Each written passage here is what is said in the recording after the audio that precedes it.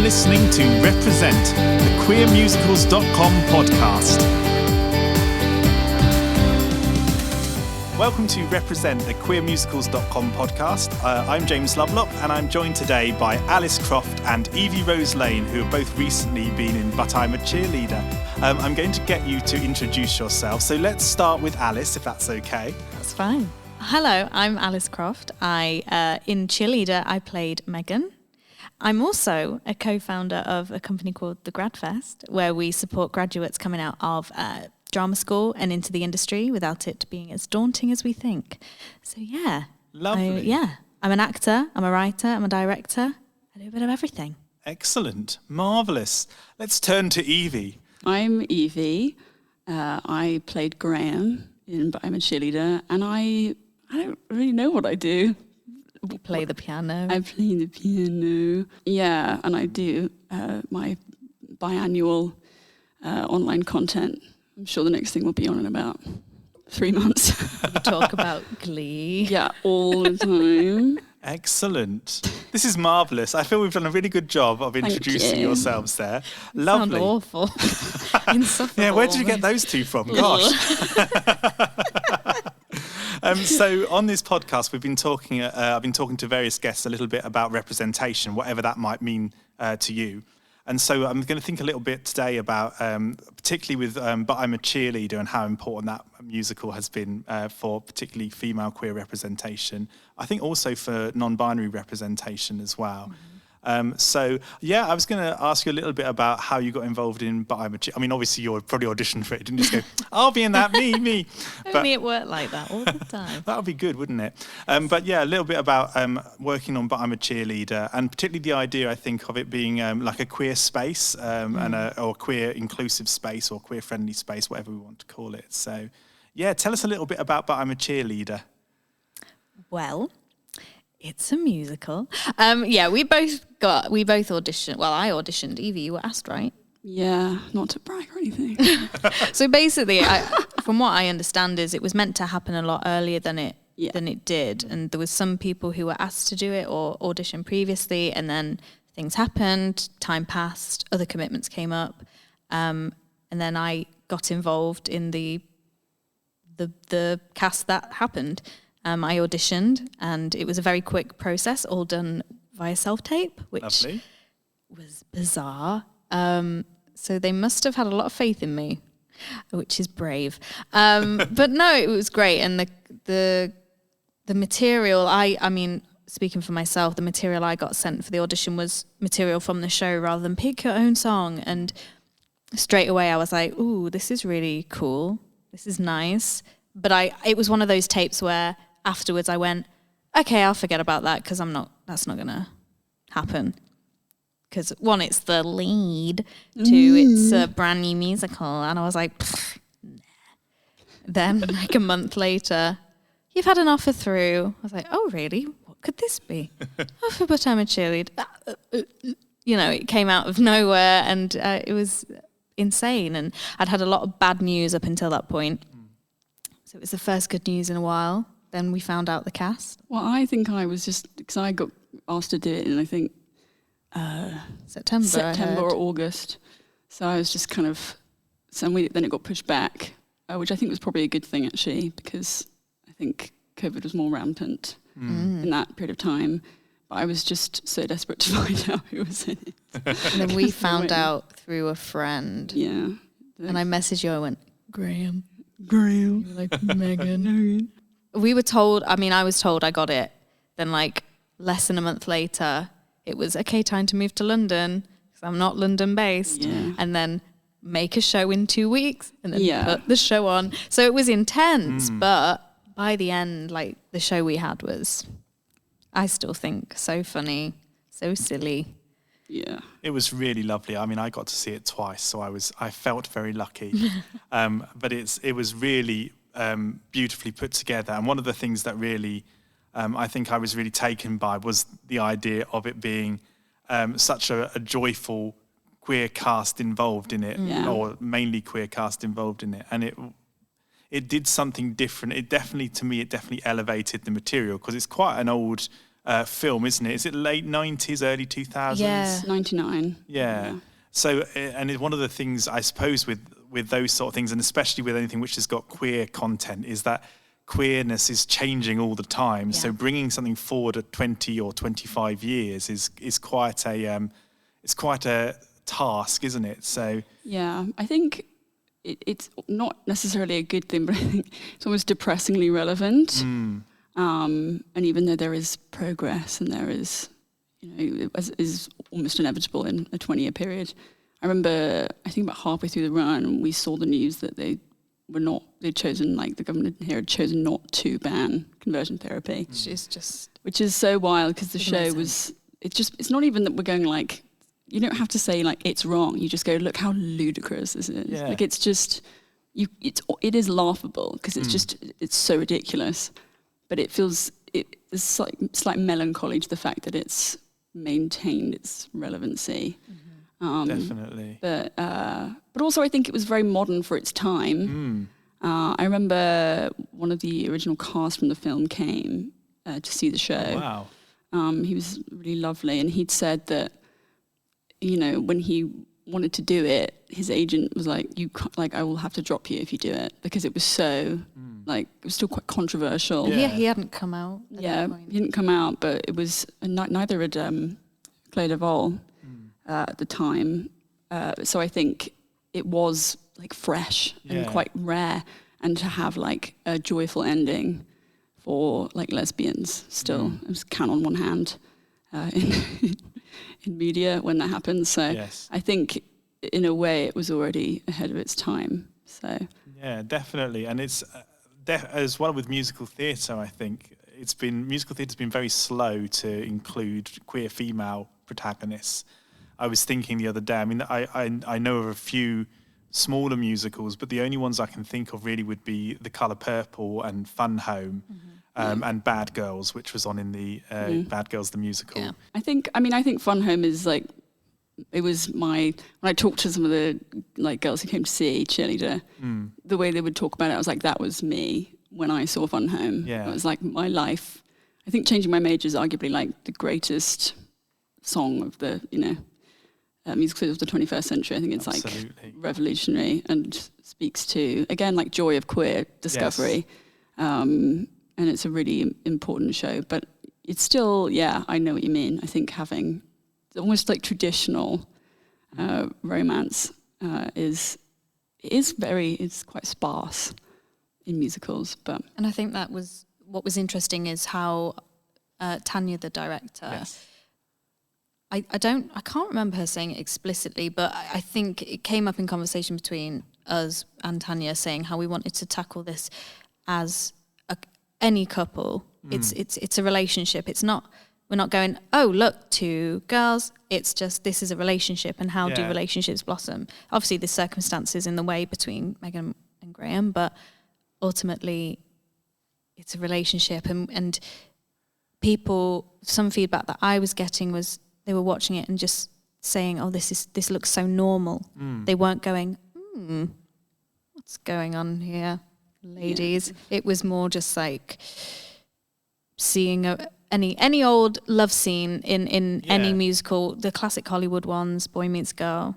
It was very that. The only difference is we both identify as female. Yeah, and I think also it had quite a unique effect in that it both was very like, moving and special to particularly like young and like of all ages lesbians that came to see the show who I talked to, but also because it was so just natural and normal. I think for other people, I think seeing stuff like that is very important just for general like audiences, because it just makes it seem like right. Yes. I think it can be a really good gateway to more understanding. I think that's really a very important thing that doesn't necessarily come along very often. So I think it's really nice to introduce. It's like I remember when we were doing it, my grandma came to see it.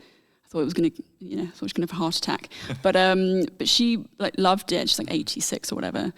But I think it's almost, discovery into this world but it seems very, It was quite a lot of First People's venture into queerdom, as I would say. Totally. Not that I came up with that phrase. I think that's been used for years, but this little queer bubble, like family and friends who know I do theatre and I've always been, fabulous, darling. But it's the first time a lot of them had experienced things that I've experienced or been involved with for years, things I'm passionate about. And they were like, oh, it's just, they were like, I just enjoyed it. I wasn't even there I didn't allow myself to get confused or be like, oh, is this what a gay bar's like? Oh, that's a drag queen. Like they just were wholeheartedly, like from the beginning, super involved and just enjoyed it. And it was just joyful in every sense of the word. And that's, why the show is so powerful, because it comes from that perspective, even though there are the god-awful themes of conversion therapy and homophobia, etc. Yeah, it's the kind of classic reclaiming, in the sense of that space. And I think even though we say like casting was abrupt, it was kind of an amazing the cast were insane. Unbelievable. Not a single, like every rehearsals I was like, oh my god, everyone is, everyone is their character. Yeah, totally. And was so shaped. And because I think we had such a short rehearsal process too. We had no choice. We just had to kind of just kick into gear. And I think it was stuff continued to I think if you came right at the beginning and then came like 2 months later, you probably would see a more developed product. Definitely. You mentioned Tanya Azevedo there, who's the director. And Tanya's somebody that's been involved quite a lot in, I think, queer musicals, and new musical theatre particularly as well. How did you find working with Tanya? I mean, you said it was quite a short process. Great. She treats you as a human being first, rather than actor first. You know, she comes at things in a very human or approachable way, in my opinion. Again, she's very joyous and loves to celebrate femininity and females, because that's her experience of it. Yeah. And everything was very personal. You could see how much this project meant to her, and it was her enthusiasm became my enthusiasm, became the audience's enthusiasm. It was just infectious. No, I'd do anything to work with her again. I think she's... Yeah. Do you hear that, Tanya? I'd do anything to work with you again. No, she's wonderful. Yeah, I think also she really encouraged... I think with adaptation, it can always be, tricky. Yes. I think you see certain things that are more or less successful. But I think the key, which I think she seemed to really get from the beginning, is that it's not a copy. It's not it's not rote for rote, and there's obviously going to be changes, as you say, like approaching people as the person that they are first. Like, I think she actively, of course, like it is the Bible of the movie, but it's about following the guidance of it rather than being like, let's copy and paste, because I think that just will inevitably... She's also a fantastic listener. She listened to all our thoughts, feelings, opinions when people... Because one thing we should mention is that the musical is not mega fresh. It's been the writers wrote it. Not long after the movie came out, they started it. Started workshopping it. So a lot of things have changed. Yes. And there were certain things that in the rehearsal room people pointed out and said, let's see if we can change this. And luckily the creative team did listen and took on board thoughts, feelings and opinions again. And ultimately I think the final product, I mean, from what I understand is that they're not married to it. They still want things to change and develop, but the finished product was good. It's probably a better word for it. But it was, if you, for example, easier way to describe it is the script we were given on day one was very different to the final performance. They made changes. They were going to have Graham vaping instead of smoking, which I thought was a disgrace. She smells like vape and flower. Yeah, I was like, literally, it's not. It's also Ooh, just so raspberry uncool. She was like, it just would immediately be like, this girl sucks. So that we fought for that very valiantly.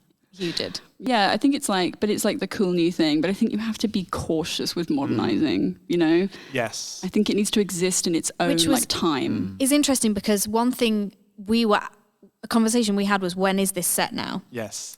And then they kind of said, we don't know. So then, which was another reason why we went, so why vaping? There was quite a few things that were very specific to time, and then things that weren't. Yeah, I think it was wise to make it ambiguous timeline-wise. It gives it like its own, like, because it does feel like this ethereal world of like, you know, it's like, it's bigger than life. There's, you know, I don't know if caricature is the right word, but you know, you have, it is heightened. It's a heightened show. So I think in every sense. In every sense, but I think to avoid being reliant on an era, and also like the feel. I think what I really love about the show is, I think probably because it was started to be written a while ago, during kind of an era where, like, you know, Menken and Schwartz and like those kind of things. It has a really like lovely old-fashioned feel to some of the music. It does, yeah. It's which I love, and it doesn't. I don't know. It just feels very like, and the structure of the show is kind of traditional in a lot of ways. So even when we were saying, you know, like, you know, Boy Meets Girl is the classic, but it has, you know, it has the structure, which again is like a reclaiming of the traditional. Well, it's like the writers said, they watched the film and turned around and went, this has to be a musical. Yeah. Because it already is perfect. The structure, it is a musical. Some things just write themselves. But no, I think the score, I was immediately like, I really love I'd like think like A Whole New Me, which is like quite near the beginning. I think it's almost like Disney-esque. It's like this really lovely, layered. There's great group numbers in this. There's a lot of really great group numbers, which are arguably my favorite. I really love. Like, I think there's like a lovely charm to it, and it does feel kind of quaint, which I think is really. I think if it was a full blast kind of like modern thing, I don't think it would have that same. I don't know, it makes it very more earnest, I think. Graham's Kiss, I think, is very much in that sort of old-fashioned type feel. And like we were saying earlier, it helps to almost, I don't know if normalise is the right word, but it helps to kind of put a queer relationship on the same level as the relationships that we usually see in musical theatre. There was a duet as well, isn't there, between... This is how it feels. That's the key too. This is how it feels. That was very beautiful. Free singing. How exciting. You're welcome. But actually, it's so unusual to have any sort of queer duet. I mean, this is something I've been looking at, and most of the time, if there's a duet between two queer characters, either they're not in the same room, or so true. You know, or they're just not given. They're not given that sort of moment where they can sing to each other. Yeah. And that was something that I thought was quite special. And it's like I shouldn't be here, we shouldn't be in love. Yeah. We're gonna be in trouble because we're gay. Oh, that's really beautiful, Alice. I think I might record that later. That's your second jingle. It's actually the Thank lyrics. you. They were the ones in the original script, and we changed them. But yeah, I think she talking to people about that duet is like the one thing where I feel like it was so meaningful to a lot of like queer people.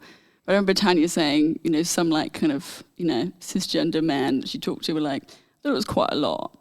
It's a bit much. And she was like, okay, like, you know, I think it's, you know, it feels romantic rather than through a, you know, male gaze kind of thing. Yeah, that phrase was thrown around a lot. So avoiding that, I think, was really key. And seeing it through, like, I think, ultimately like Megan's gaze is really integral to see it as like a journey and see it through her eyes rather than as like, you know, it's that duet's not really for the audience, it's for like her. I think it's for her like exploratory means rather than for the other people. So definitely. Yeah, I like that it was some people were like, that was quite a lot. It's like, okay. Not as if you don't go and see plays all the time, just people. Exactly. If it were a cisgendered male and cisgendered female. I'm sure.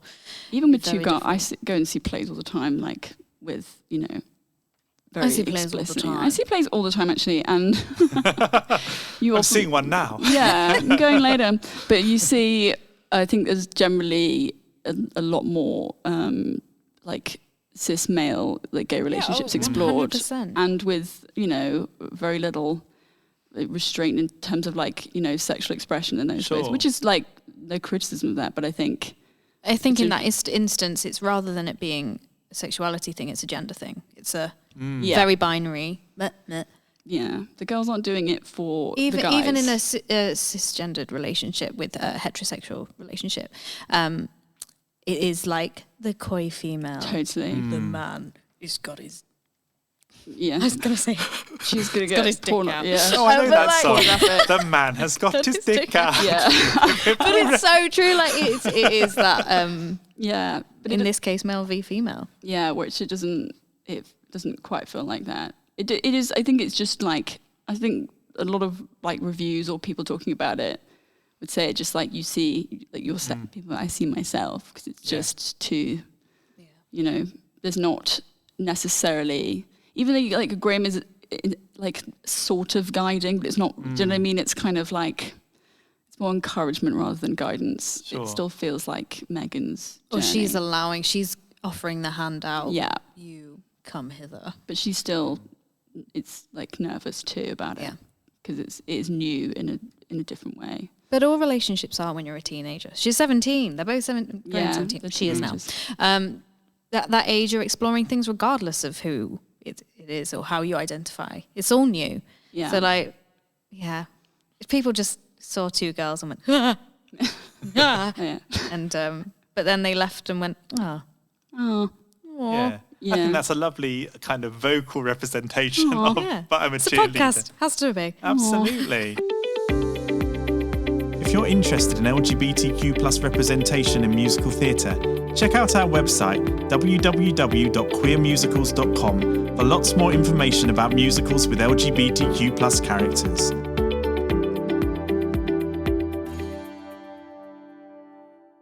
I think also if I'd seen it when I was a teenager, like my really great friend Lucy came to press night and she was like, if I'd seen this when I was 16, like my life would be different. Like it would, she's like, it would be different. Yeah. It would be, and people were like saying to me, I came up to my parents. Yeah. Like, I think it gave courage to people. Yeah, absolutely. But I always think, I'm like, if I'd seen this. Seeing it in a more mainstream way, because the film was it was underground. It was an independent film. It didn't have mass releases. And for this to get like some of the publicity that it did, because I didn't know about the film Bad Queer, but I didn't. I loved the movie, but had that thing when I think I saw it when I was like 13 or something, and I would watch it like all the time. But I'd be like, I'm not watching it like in my bed in the dark because I'm gay. I'm not telling my parents that I like it. As long as I'm queer, it's just because I like it and think it's good. Yeah. But just justifying it for myself because I was obsessed with Claire Duvall. But just like I just thought she was cool. Wasn't gay. That's a really interesting thing to think about is role models as we were growing up. Because as you said, I'm very aware that there's always been a lot more cis gay male role models, although probably still not as many as you would hope. I mean, certainly if you go back to my childhood, all those many centuries ago, there Yesterday? Yesterday, yes, when I was small. I'm only 22. But yes, if you go back, there wasn't loads. But I think particularly for queer women, it's much more difficult to find those sorts of role models. So did you have, other than But I'm a Cheerleader, did you have other kind of people that you looked up to or characters or shows that you really enjoyed as you were growing up? That's a good question. I mean, as Alice outed me as a Glee fan earlier, that was a big... Oh yeah, I mean Huge. that it is true though, because I remember huge. looking at Brittany and Savannah, isn't it? Yeah, Santana. Santana. I'm not as much as a Yeah, fan. it's embarrassing. I remember watching it and being like, "This is great," but again, the clogs, the clogs, the clogs are turning. The cogs are turning but I wasn't able to put the pieces together. I think that's a very universal feeling. But where you look at someone and you go, wow, I want to be them. Oh wait, I like them. It's that totally. So I found myself. I think I can't actually think of anyone specifically, but I remember admiring people or like watching like America's Next Top Model, and one of the girls would be like openly queer and have like a pixie cut, and I'd be like, wow, I want to be them, but not working out why. I think it's very, because I think about that a lot, and I know actually a lot of people, particularly women who have come out like in their 20s and have, you know, like several people like later on, and I feel like that probably will continue, because I think just in terms of, again, like the gaze of society, I think women just, we're conditioned to be like, women are hot. Like, so I think you know what I mean? It's like they are viewed in that capacity above all. So I think it's easy for you to be like, oh, but she's like super, like she's really beautiful. And I think but I don't think we equate it to attraction because it's harder. That line is quite blurred. Yeah. I think it's hard for you to recognize that. Like it doesn't, I don't think it occurs so easily to women. I think it like is harder to figure it out. It's a very unique experience. I know we're going slightly off path here, but it is, we're on a roll. It's a very unique experience, and you don't truly, something you truly don't understand. It's like, I'd be looking at guys and I'd be like, they're fine, I guess. But she's so pretty, everything, and I'd be able to like pinpoint specifically this. But that guy's fine, I guess. Yeah, it's fine. It's very weird. Once things stick into place. But then I also, alternatively, I'd look at cisgendered males and be like, wow, I want to dress like you. That outfit, totally. Oh my gosh, I want that silhouette. I want to wear those baggy clothes without my dump truck ass getting in the way and my badonkers. Like, it's only when you start meeting like-minded people and discussing these feelings, you're like, wait, you felt like that too. Wait, you thought that too, and then things add up. The exposure to it, yeah. I think that's why I was obsessed with like Claire Devon and the Cheerleader movie, because she's so neutral. Yeah. Like she's just a very neutral figure, which I think is so rare. Yes. In queer media. Yeah.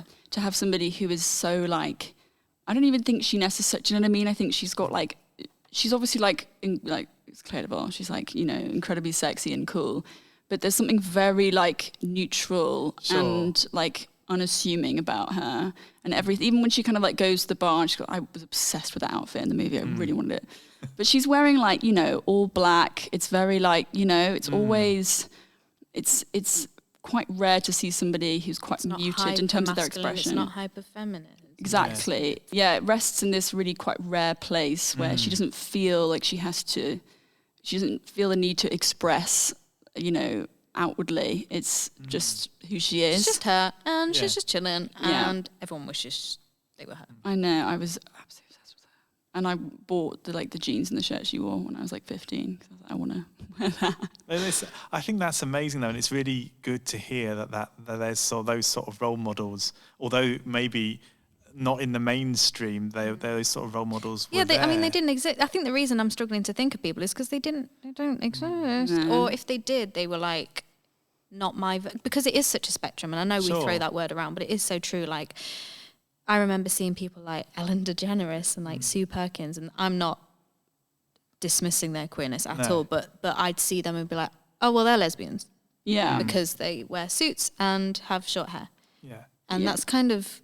I think it was always, and also you'd always have like the boy lesbian and the girl lesbian too. Like in any, if they were couples in like shows or whatever, it would be like this one's going to wear Doc Martens and have, you know, a buzz cut and have, you know, dungarees on, and this one's going to be in a bra. Like it was so, there was never any really male gaze. So I think it was like as close to like normality as people would, you know what I mean? It was. And then on the flippity flip side as well, like when you look back, lesbians or a lot of lesbians in the media weren't feminine or weren't allowed to express their femininity. It was like, you got to wear a suit because you're gay. Yeah, I got to wear a suit, and or you're in porn. Like that's literally it. It's so complicated, and it's something that we could go on about forever and ever. I think just the beauty of the show and the people in the show, everyone was just them, and it was a very accepting space. It was, and it was so nice to meet people who identify as queer, and then specifically understand them and how they identify, and it was it was really nice to meet people who aren't the stereotypical or what you deem as stereotypical X, Y, and Z. I think it was nice. It felt very. I think a lot of us felt you grow through those experiences, and it was very unique and very like tight knit. So I think there was great care and like importance for everybody, but it was like a very close-knit group of people. We felt like we had to be, because we were like, if we're telling this kind of story, we can't contradict ourselves and make it an unsafe space is what I was trying to say. We were there to listen and discover. A lot of us discovered things, and whether it was private things or we shared these things, it wasn't just the people, it wasn't just the performers, the backstage people and the crew, everyone was everyone. And I certainly learnt a lot about me, about you. I actually had a great journey. I had a really good journey for me. I remember Jodie Steele, the queen, the icon, the living legend. I remember her saying to me, she's like, she's done a million things, she's a star. She was like, I have never felt so comfortable in a cast. Yes. She's like, I feel like so contented in this group of people. And she's been in so many things. So, I think it was very much you could be just yourself. There was no... Absolutely. Yeah, I remember Ollie saying that too. Yeah. And I think most of us felt... Yeah, I felt really just... It was just, people always say like, in family. So I always am hesitant to say that. But it was a very special group. And everyone was just incredibly good too. And made it so funny. It was very hard not to laugh. Oh, I did. Alice did. I was the worst at corpsing, and it got to the point where I couldn't even be bothered. I couldn't hide it. And I would see you because you were right in front of me. So then I would be so affected. I think so. What I was telling myself is, it looks worse when you try to hide it. Just enjoy it. The audience are loving it. You enjoy it too. And that was my process when I was audibly laughing in your face, going, fully laughing in front of me. And then I look annoying if I don't join in. It's like, she takes the job so seriously. Yeah. I'm like, I'm actually more professional, Alice, so can you grow up? To be fair, though, Megan was a happy girl, so it could easily be in her, arsenal of facial expressions. Yeah, absolutely. A chuckle. It wasn't even embarrassing, though. It was just I had so much fun. I don't care what. I think the show is so I'm trying to think of the right word, but it feels like it does have that kind of gung-ho,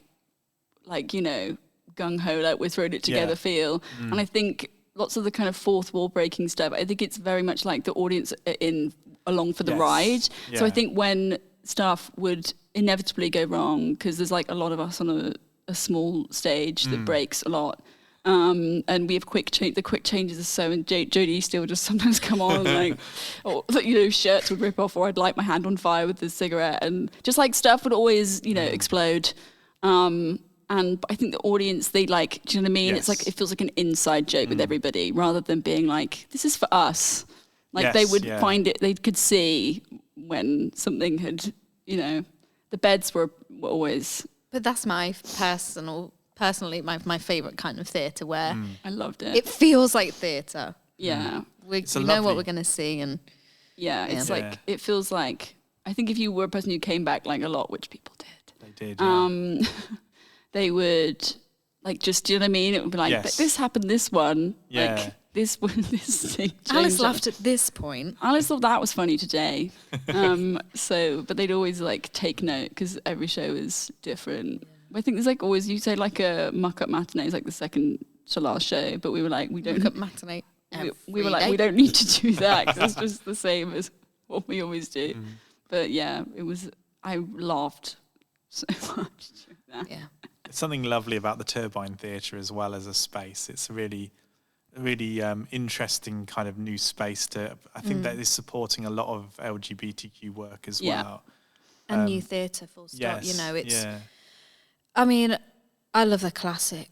I do love a classic, but every time they announce something, and I'm like, oh, not again, not again. Do we need a show about white cis men again? Another beautiful song. Yes. So, I mean, it's lovely that it's getting a platform. I just wish there was more mainstream or like big theatres willing to take risks. And I understand risks are almost impossible at the minute because of COVID, and things aren't the same, and they're not going to be the same for a while. So, yeah, I think also, I mean, it probably is a, hot take, but I genuinely don't think anything should, I think shows should get a year, 2 years max, and then out, something else in. Yeah. I think so many theatres are occupied by stuff that is basically no one in London, or it's only it's just tourism, which is how it survives the industry in a big way. And I understand that, but in an ideal situation, I'm like, a perfect little world. I think just it's about keeping it fresh. And people, I think it underestimates audiences, because I think, people want to see, people want to go and see something new. It's intrigue, and people who really care about theatre, which is a lot of people.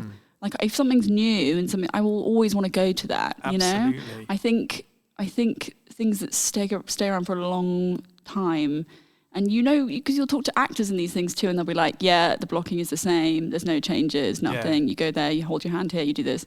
So even they you lose energy because you lose that excitement, which is I think we're both lucky to be in a new musical, that is, and the first cast of one. It doesn't really happen very often. So that was really so nice and rare to have creative license. Yes, and put your own spin on things. It's interesting talking to you after just speaking to people who've been in Legally Blonde, which was another very short run at the Open Air Theatre, another musical which had a predominantly queer cast and also a very diverse cast in terms of race as well. Yeah. And how listening to you speak, listening to them speak as well, this idea about having the license to be able to change things and to find new perspectives on things, and specifically new queer perspectives on things as well. It's interesting to think about where that's happening in terms of theatres in London, because most people, I suppose, or most of us tend to think of the West End as being the sort of main place in London to see theatre. But actually, if you want to find LGBTQ musicals, then it's better to be looking sort of in the fringes, in the regional places, that kind of thing. If you want to find anything new, basically, almost anything new, you have to venture out, because it just is so rare that things, move in. Yes. Because there's no room. So I think you almost always, sometimes, you'll find something and it's exciting. Often with plays have more turnover. Yes. Which I think is the right way to do it. Because I'm always excited, if something, a new play, I'm like, I want to go see that, because it's not going to be there that long. So, there is an urgency to it, which I think that's the ideal model. But I think there's less interest in taking risk with musicals, probably because it just costs more to do, and you can't predict an audience. Yes. But you can see with new musicals, so many of them thrive, I'm thinking everybody's talking about Jamie. Yeah. And Juliet, which, although is a jukebox musical, certainly is quite a fresh take on a story. There have been things that have gone in and have done quite well, really. Yeah, I've seen stuff that should absolutely have transferred. Yes. Well, Cheerleader is definitely one of them, I think. I think it would be a... They will definitely be trying to do that. But I've known other ones. I went to see a great show last year. It was just so brilliant. And I was like, of course it's going to transfer. And it's not. And I was like, because there's just no space. Which show was that? I saw Once New Pussycat in Birmingham. Yes. Which is just so good. Again, jukebox, but it was so inventive. Yeah. It was so creative, so fun, great pace, so successful at what it was doing. And I was like, of course it should transfer. Of course it should. Yeah. And it has such the people could go and see it, and it was, it was so great. It was so diverse. It was so exciting. Yeah. Didn't feel any kind of tokenism. It was just so embraced everybody, and there's no room. Like they couldn't find a theatre, so because there's no room. Yes. So you're like that shouldn't be happening. No. You shouldn't be losing, new exciting theatre to just the fact that they're like, we don't have anywhere available for you. It just feels, I don't know, feels ludicrous to me. But that's just an example. I'm sure it happens all the time. Yeah. One of the things I'm encouraging people to do is which is why I asked you to name that musical, is if you hear about these musicals, quite often now, you will find, even if you can't find a cast recording, you will find things on YouTube, you will find things on SoundCloud. And it's really important that we try and support these musicals and keep them going in the time when they can't find a theatre. So hopefully they'll even come back. things like, I am not from London. I moved to London for college, and then as soon as pandemic hit, I'm back out of London. I am not a London girl. And theatre for me, I'm from a place where there is no regional theatre. I'd have to travel an hour and a bit to get to anywhere where something's touring. So I relied on these videos. I relied on the cast recordings to get my fix of musical theatre. So like, I think the even in that sense, like, I would love Cheerleader to get a cast recording. Because I get asked all people the time. want it, and absolutely. that's how like Heather's like That's what boomed I think. in the way it would it be did. like in the TikTok era. It just like, as they say, it's the TikTok age. That makes me sound so old. But again, it's like it is. It's how you theatre's still grow it. expensive. Even a theatre as small as the Turbine is expensive. Yes. I went to my first West End show when I was 13, something like that, which some people might be like, oh yeah, and what? But I remember kids coming back from a holiday in London like, I saw this and this. And I was like, they don't even care about musical theatre. I live and breathe it, and I haven't been to the West End. And there's such a divide with London and everywhere else. And even like looking at the tour dates for my next adventure, the amount of theatres in the south compared to up north is crazy. Insane. Yeah. Insane. And whether or not, they branch out more, it's like things are happening in Manchester. Lovely. Yes. Let's have something in Nottingham. Let's have something in Sheffield. Sure. Birmingham, we've got some stuff going on because that's where Pussycat was, wasn't it? Yeah, a great theatre, beautiful new theatre. They're fantastic theatres, and I just sold think out every day. I wish we were able to take risks. Because I've been involved with producing things, not full scale musicals at all, but even then there's risks and box ticking we have to do and things we have to achieve and guarantee we make some money so that we at least break even and stuff. I understand the risks, but I just wish we were able to make these risks more often. I think particularly because a lot of the people who would be able to easily afford to take these risks are the ones that don't take them. Yes. There's people who a risk would not. Or they think they're taking a risk, and they're not. But they will, which is why, you see basically anything that transferred to West End comes from the States, which is not inherently a bad thing. Like there's some shows I think is great. Yeah. I was glad Funham came here. And Young Vic is a great space. Yeah. I'm not inherently against transfers. I think it's really, sometimes I'm excited. It's exciting. And as you say, I would think it was always we'd go to the theatre once a year. It was very exciting for my family, but it was going special trip. But I'd be so excited if there was something over that come from the States, because you're like, I've been listening to the soundtrack over and over. So that, I'm not against transferring, but I think it's always the people who it would not even touch them to take a risk. Yeah. Who don't do it. Yeah, it feels like the places, the medium-sized places, something like the Arts Theatre. But even the Arts Theatre, it was fantastic that it supported Six, but Six was in the Arts Theatre for a very, very long time. And it stopped anything else really getting in there. And like we said, with the pandemic, for these larger theatres, I suppose, or not larger theatres, for that particular size of theatre, it is about kind of trying to balance things back up again. But still, we need more of those size of spaces. And if they're not going to be in London, then we do need to be looking at the Birmingham Rep. I forget what the one is in Sheffield where Jamie started. It's a fantastic theatre. There's the Lyceum and there's the Crucible. They're both brilliant theatres, and Birmingham Rep is amazing. I think it was their first big show there. It was a beautiful theatre. There's some wonderful things at the Derby Playhouse as well. They've been doing a lot of work with different companies. Watermill is amazing. Yeah. And of course Hope Mill up in Manchester as well.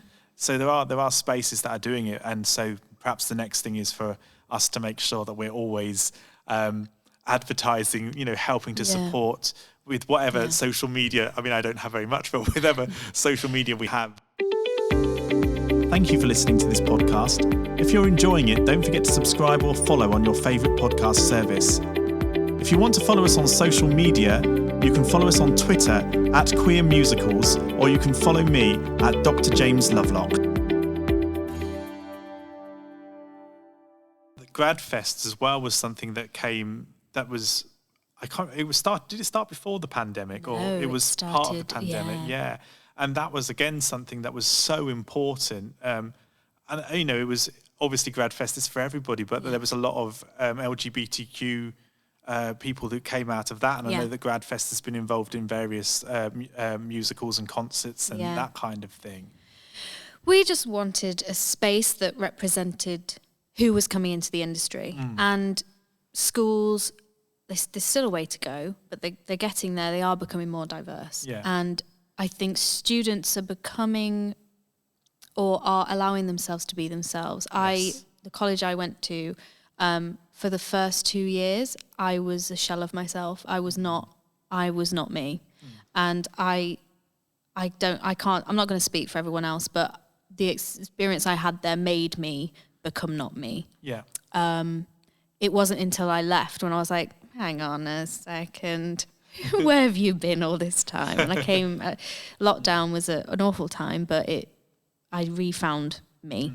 You have to, honestly, there's no other, I say that whenever I talk to like grads or students. I didn't really do much musical theatre training. I trained in acting, but all the musical theatre training I did, which again was quite new to me, I didn't really know anything about it, I just liked it. Yeah. I just thought I should, seemed like a natural path. But it was so like, you should wear this to auditions and you should do this and you should talk like this. And it just is never going to work. I mean, I always say it's funny that I would be considered like niche because I am not. But I was really struggling to get into rooms. Well, I got into rooms, but I would and do well. But I think they're like, she's like interesting. So for a lot of like mainstream stuff, they were like, we don't really want interesting people. Thank you. Yeah, and I would try and kind of like sterilize myself, but it didn't work. So I was like, I'm just gonna have to figure something else out. Yes. Like I have to make like myself known because I was seeing all these people who would do stuff on social media and then hop off of that and do that's how they were climbing. So I literally just started doing things. I had to do it for a while, and then I had like one thing that went that did really well, and that was was in like Rooms for Everything, because that's what it's like. And it was gay, which has now been it was literally that's gay. It was very. It was like what was it? I can't remember what it was called. It had lesbian in the title, so people that's now my brand. Because everyone was like, oh my, I'd like going to like concerts and people were like, oh my god, it's the lesbian from Twitter. Like, that's like, I didn't even know my name.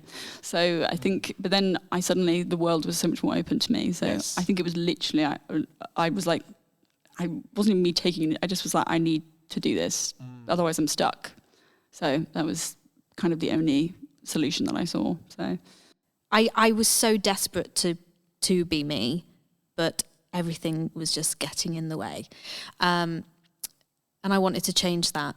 And then Liam started the GradFest. He was like reaching out like, oh, who wants to get involved? And me being that person who wants to do everything went, if you need some help, I'm here.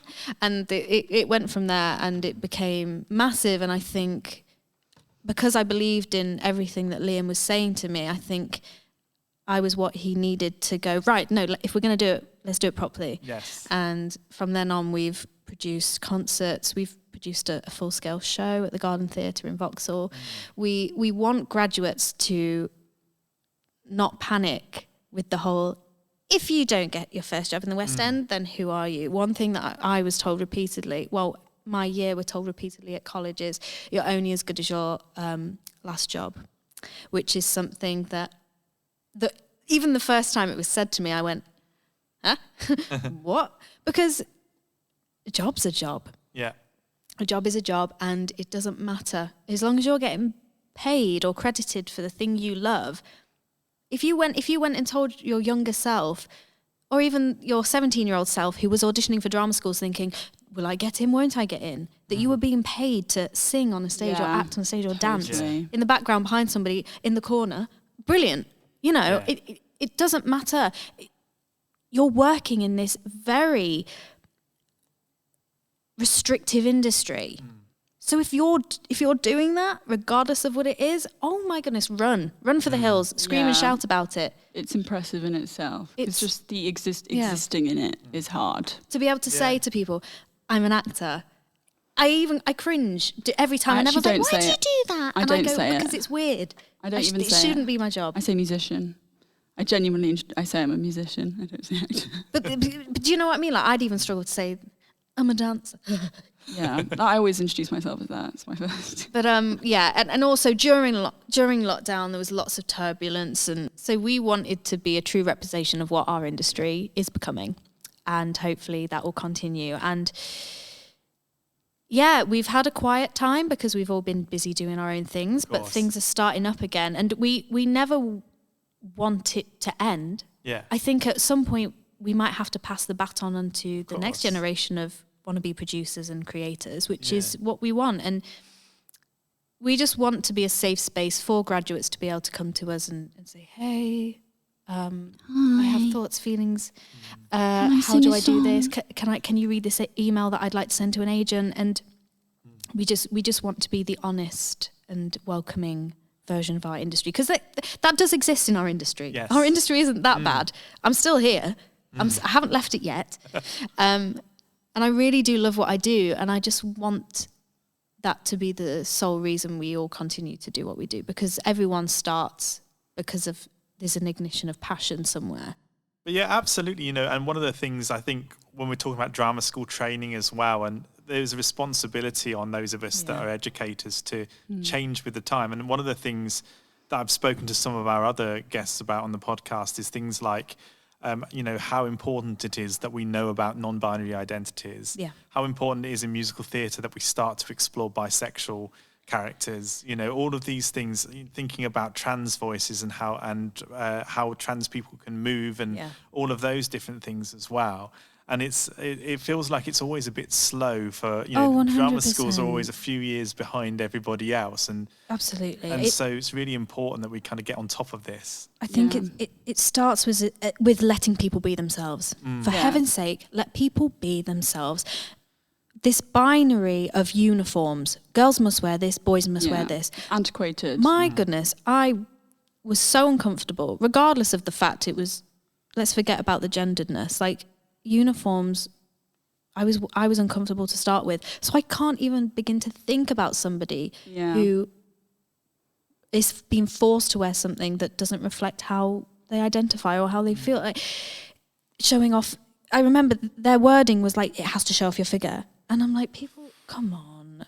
Why? Just either just say, just have one uniform, or alternatives so that people are comfortable, or allow people to come to you, or make people feel comfortable enough to come to you and express that they don't feel comfortable, because people don't, and then they suffer in silence and the rest is history. Yeah, I think it's very it's like very old-fashioned, like weirdly old-fashioned. Yeah, and they take pride in it. They're like, they love it. I bloody love it. Yeah, they love being old-fashioned. That's why we're the best drama school. Yeah, and then it doesn't really work, because people eventually realise.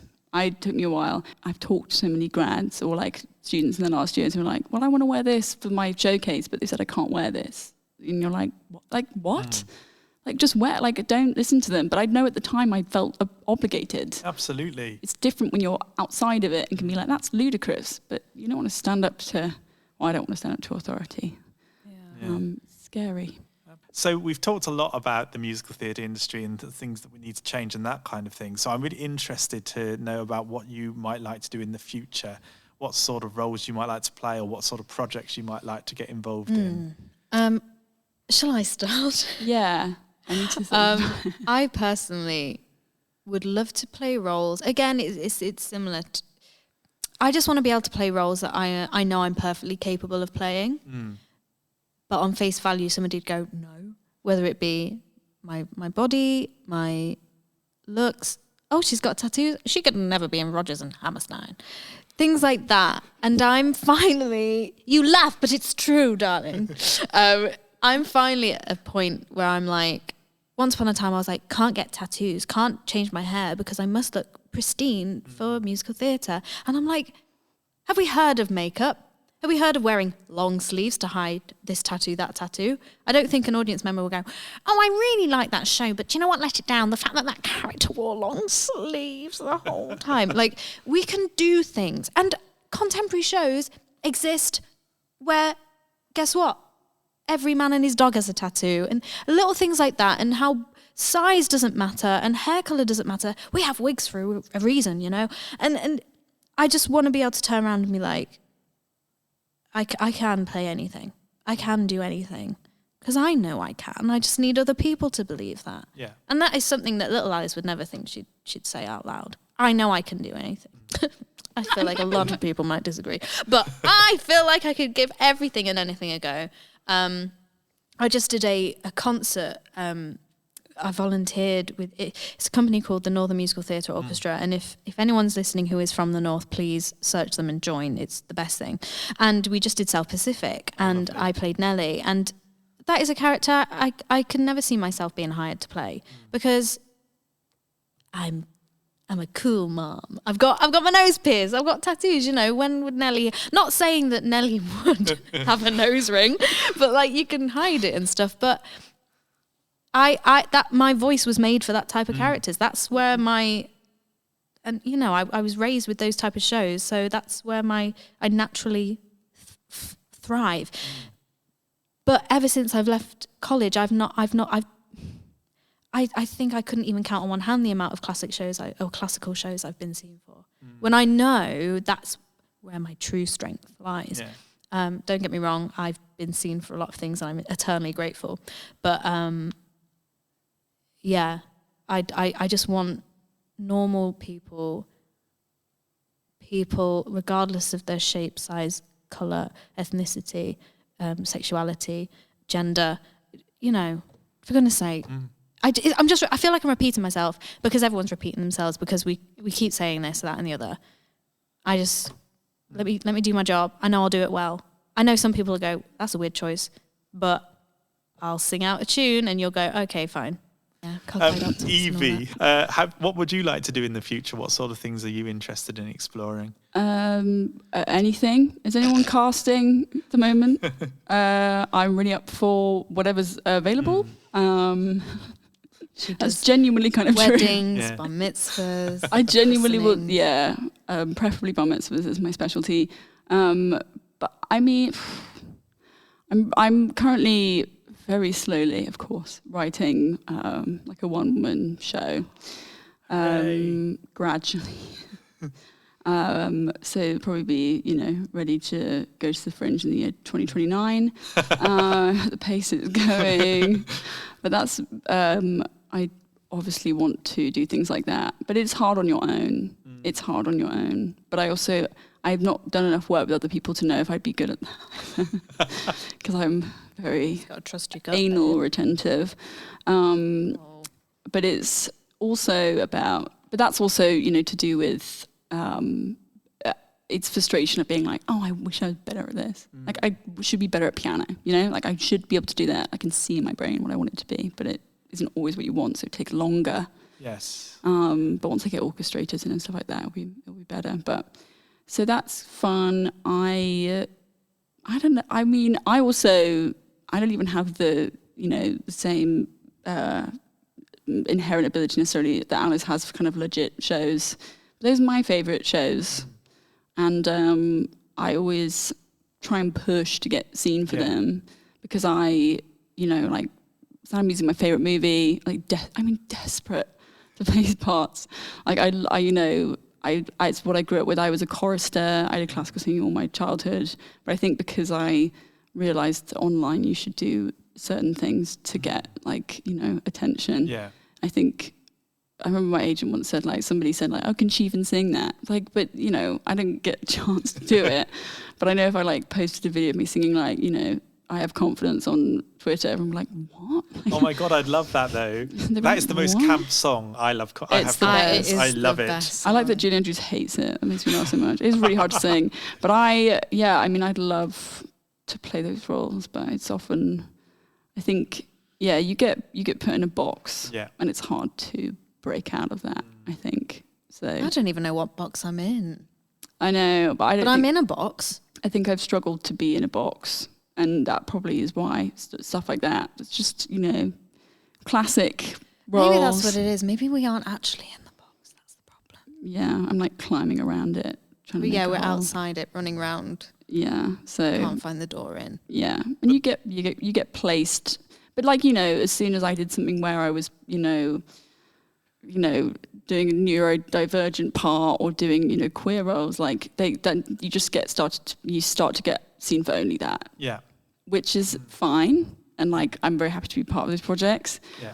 But it does reach a point where it's like, I do, It feels tokenistic. It does. Yeah. And it's quite, it's a bit, it's very unimaginative. And it also means that you're blocking off, those parts for other people. Sure. But as soon as I played something like that, they were like, you immediately. Like when I did the song that went like viral on Twitter, everything was gay that was seen for immediately, because they were like, we can it's like branding.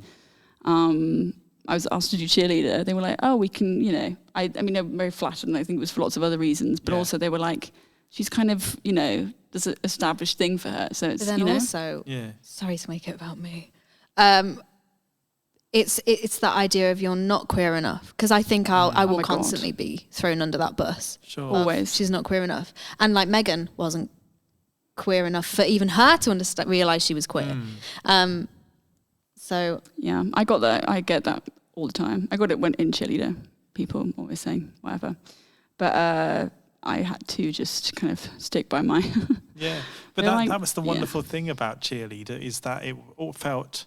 I mean, the word authentic is used a lot, but it did feel that there was a queerness about it that might not have been there if it had been cast in a different way. And personally, I loved it. I loved, every actor in it, every part in it. There were so many different identities being represented on there, and it was really wonderful.